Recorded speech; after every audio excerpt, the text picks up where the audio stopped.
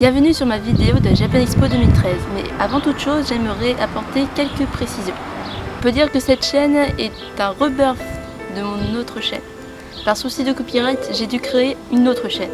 Donc le copyright musical japonais fait partie de ceux qui sont le plus endurcis.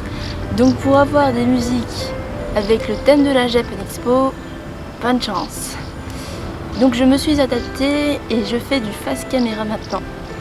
Ce que je n'ai pas du tout l'habitude. Veuillez en être indulgent s'il vous plaît. Donc il y a beaucoup de parlotte, j'en suis désolée. Cependant j'ai fait quelques interviews, j'espère que ça vous plaira.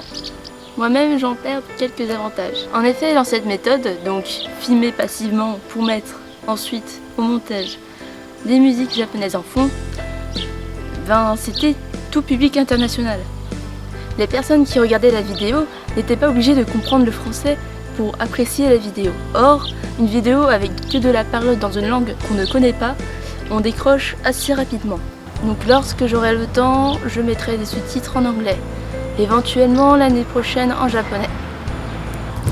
Je pense apporter plus de précisions dans une autre vidéo. En attendant, bon visionnage!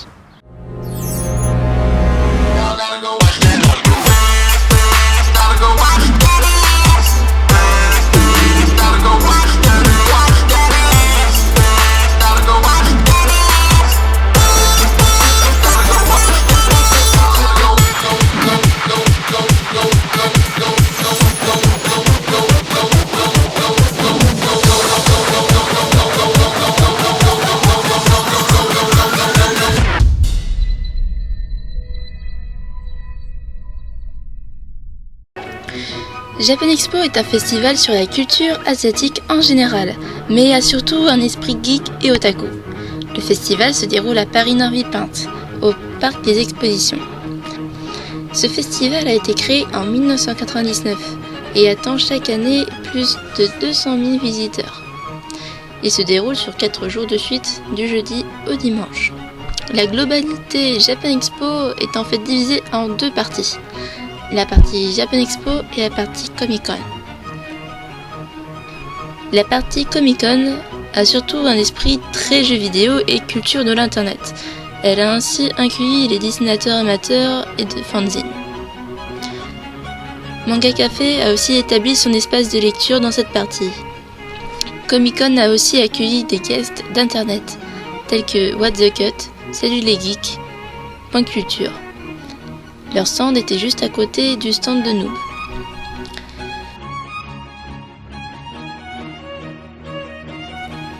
La partie Japan Expo, quant à elle, évoque davantage cette culture japonaise. Les éditeurs pros de manga étaient présents ainsi que les licences d'anime japonais. Il y avait des représentations de danse traditionnelle japonaise sur la scène culturelle, non loin des mordus d'arts martiaux. Sans oublier les jeux traditionnels japonais. Cette partie a en son centre un jardin intérieur, où se trouvaient beaucoup de cosplayers, qui étaient bien présents cette année sur la totalité du festival. Présentez-vous s'il vous plaît. Donc je m'appelle Céline Cognac, cosplayeuse, voilà. D'accord. Et est-ce que vous pouvez présenter votre personnage?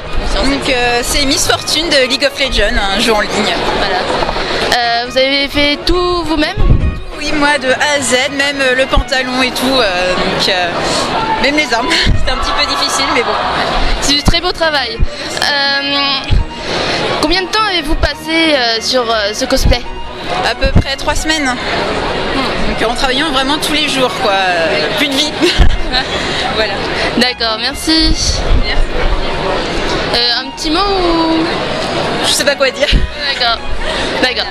Merci. Bisous de Miss Fortune, quoi. Voilà. Merci. De rien. Donc alors, déjà, dans un premier temps, présentez-vous s'il vous plaît. Alors je m'appelle Myriam Simon, j'ai 19 ans et j'habite en Picardie. D'accord. Alors, est-ce que vous pouvez présenter le personnage que vous avez customisé, s'il vous plaît? Alors c'est un personnage de League of Legends, donc Zyra, skin normal.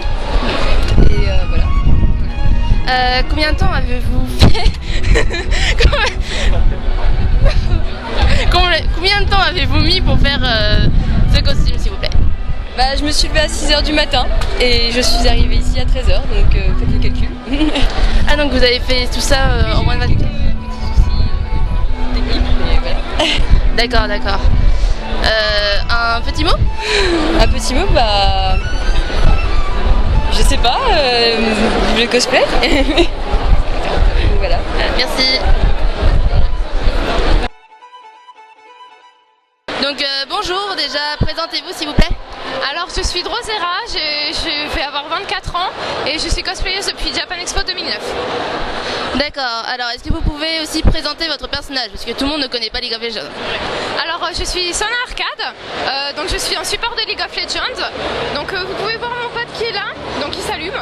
Et ben voilà, c'est un support, donc ça heal les gens et ça aide son carry AD, voilà. D'accord, alors combien de temps avez-vous mis à peu près pour faire ce costume s'il vous plaît? Alors donc le skin est sorti en août l'année dernière et je l'ai porté à Paris Games Week de l'année dernière, donc j'ai mis à peu près 3 mois pour le faire. D'accord. Est-ce que vous êtes une team spéciale cosplay League of Legends parce que vous êtes plusieurs à être regroupés pour faire des photos de groupe par exemple? Alors en fait on n'est pas une team spéciale, on est inscrit sur un forum de cosplay qui est le Cosplay Forum France et du coup on se rejoint par là en fait.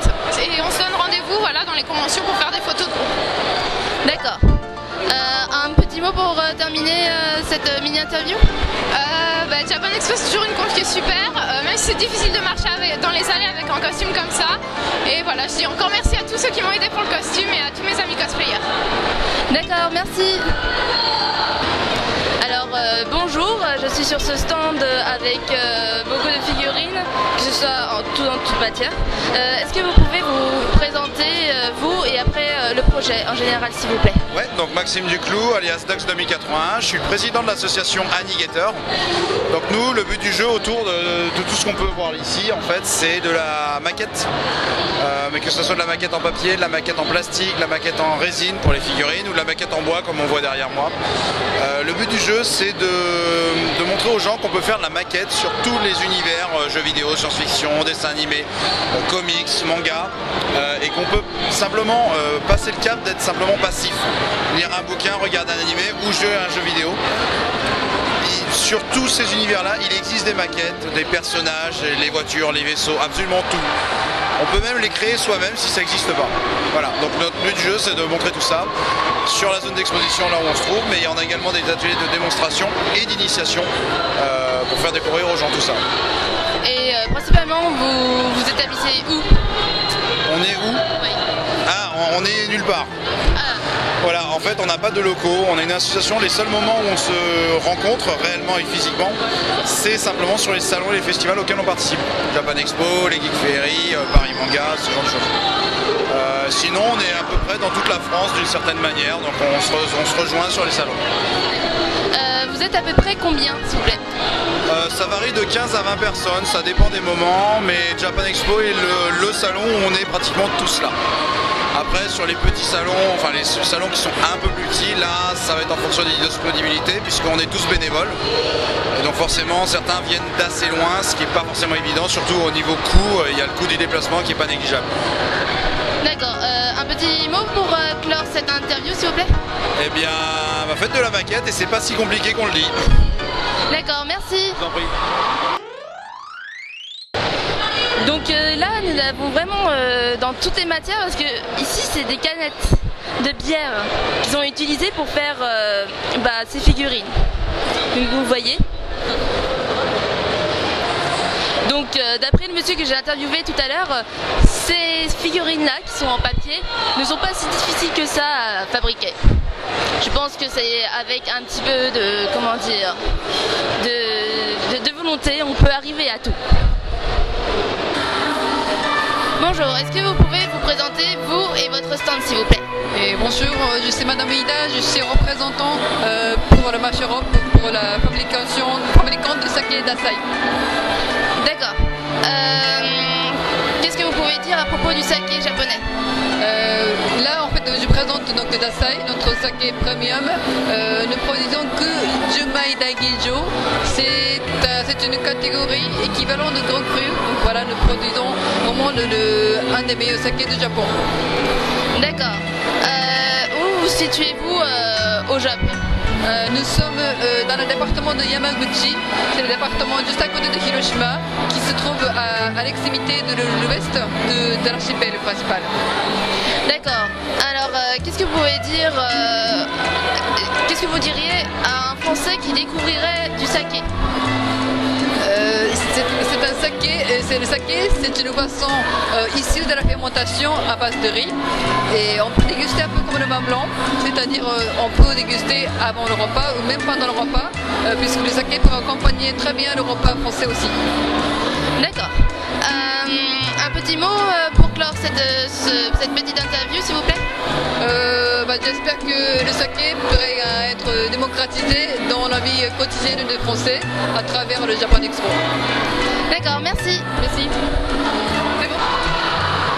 Donc bonjour, est-ce que vous pouvez vous présenter et votre stand, s'il vous plaît? Oui, bonjour, je suis Luc et je travaille à la mairie de la ville de Matsue. Matsue, c'est situé dans le sud-ouest du Japon, juste dans le nord de Hiroshima. Et c'est une magnifique ville-château qui est, à l'instar de Kyoto, désignée ville culturelle et touristique internationale. Il y a beaucoup de choses à voir. D'accord. Ce stand donc fait des réductions sur un voyage éventuel à Matsue? Non, pas sur le voyage, mais une fois que vous êtes à Matsue, vous avez plein de réductions, jusqu'à 50% de réduction pour par exemple visiter le château de Matsue, c'est le symbole de la ville, et c'est également l'un des 12 derniers authentiques donjons du Japon. Et par exemple, autre réduction, à proximité de Matsue se trouve le jardin, le plus beau jardin du Japon, le musée Adachi. Vous avez des posters derrière moi, et ça coûte vraiment pas cher. Vous avez 50% de réduction pour visiter un ensemble de monuments, de jardins. Et donc les touristes étrangers sont vraiment les bienvenus à Matsue. D'accord. Vous avez une mascotte, je vois? Oui. Oui. Alors nous avons la mascotte Shimaneko. Shimaneko, c'est un petit chat qui est habillé à la façon d'un sanctuaire japonais parce que Matsue, c'est le chef-lieu de la province de Shimane. Et Shimane est considéré comme la province des dieux. Il y a d'importants sanctuaires, de nombreux sanctuaires, et notamment le plus grand sanctuaire du Japon, le sanctuaire Izumo Taisha. D'accord. Qu'est-ce que vous direz pour convaincre un Français de faire le voyage au Japon pour visiter Matsue? Donc Matsue, c'est situé dans le Japon de l'envers, c'est hors des sentiers battus, et contrairement à des destinations phares comme Kyoto, qui est certes magnifique, mais tout est très cher à Kyoto, et il y a beaucoup de touristes à Matsue. En revanche, c'est très bien conservé, très traditionnel, il y a très peu de touristes, et donc un grand nombre de réductions pour les visiteurs étrangers. D'accord. Un petit mot avant de conclure cette interview, s'il vous plaît? Oui, je vous invite cordialement à venir me voir à Matsue où j'ai la chance de travailler depuis maintenant 2 ans. D'accord, merci. Merci. Bonjour, est-ce que vous pouvez vous présenter, vous et votre stand, s'il vous plaît? Bonjour, donc moi c'est Yuremos, dans la vraie vie Julien. Donc nous sommes amilova.com, donc c'est un site communautaire de bande dessinée manga qui rassemble donc plus d'une centaine, des centaines et des centaines de BD différentes, amateurs comme professionnels, et dont certains sont publiés et mis en format papier à la revente. D'accord. Est-ce que Amilova a une communauté sur Internet? Alors oui, nous avons une grande communauté de lecteurs, autant d'auteurs. Nous avons la chance de pouvoir toucher vraiment différents types de publics, autant public adulte que très jeune. On touche aussi aux différents types de bandes dessinées, que ce soit style franco-belge ou type manga japonais. La communauté est quand même assez importante. Je ne sais plus combien on est de membres exactement. Je crois qu'on est plus de 15 000 membres, 20 000 membres.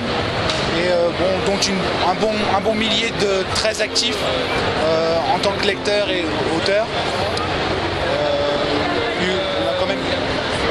On organise donc en plus des salons, donc là aujourd'hui Japan Expo, divers rencontres IRL, notamment au Manga Café V2 de Paris, plusieurs fois par an, pour montrer que la communauté Amilova, elle est vivante, elle est là et elle essaie de promouvoir au mieux l'esprit d'Amilova.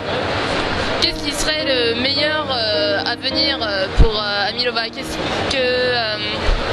Qu'est-ce qui serait la meilleure chose qui pourrait lui arriver?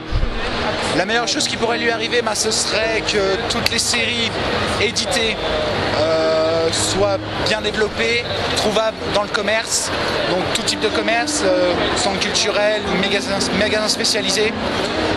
Ensuite, avoir un catalogue de bandes dessinées vraiment très fourni pour pouvoir présenter et mieux promouvoir le manga français, tout simplement. D'accord, un petit mot pour clore cette interview? Donc venez nous voir sur le site www.milova.com, vous y trouverez vraiment des centaines et des centaines de BD à la lecture gratuitement, ainsi que les différentes BD telles que Dragon Bros Z, Amilova certainement, Hémisphère, Full Moon et bien d'autres. D'accord, merci. Merci d'avoir regardé jusqu'au bout ma vidéo. Si vous avez bien aimé, vous pouvez vous abonner éventuellement à ma chaîne. それでは、じゃあまたね。